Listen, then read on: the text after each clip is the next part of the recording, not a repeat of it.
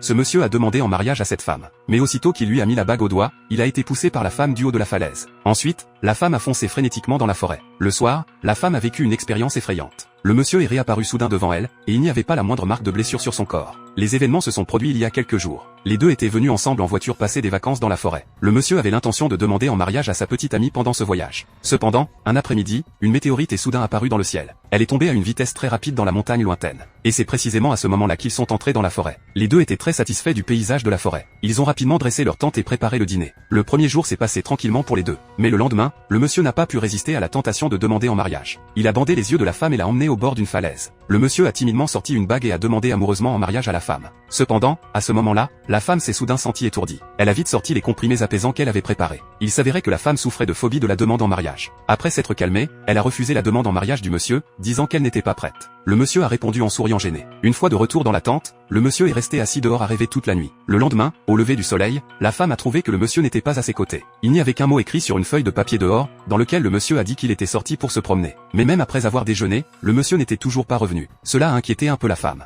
Elle a essayé de contacter le monsieur par téléphone, mais il n'y avait pas de signal ici. Désespérée, la femme a dû entrer dans la forêt pour le chercher. Elle a soudain découvert un renne mort d'un air étrange. Alors que la femme était prise de panique, le monsieur est apparu soudain derrière elle. Le monsieur a pensé que ce renne avait probablement été infecté par un virus et a dit à la femme de ne pas avoir peur. Un autre jour s'est écoulé. La femme a pris un rouleau de papier hygiénique et s'est préparée à aller aux toilettes dans la forêt. Peu de temps après qu'elle était partie, elle a découvert une grotte. Il y avait une étrange lumière bleue à l'intérieur de la grotte. Curieuse, la femme a voulu y jeter un coup d'œil. Elle a suivi la lumière bleue au sol jusqu'au fond de la grotte et a soudain découvert une large surface de phosphorescence bleue au sol. Alors qu'elle était accroupie au sol pour l'étudier, un bruit étrange est soudain venu de derrière elle. En raison de restrictions de droits d'auteur, ce film ne peut être diffusé qu'ici. Le nom de ce film est Lover.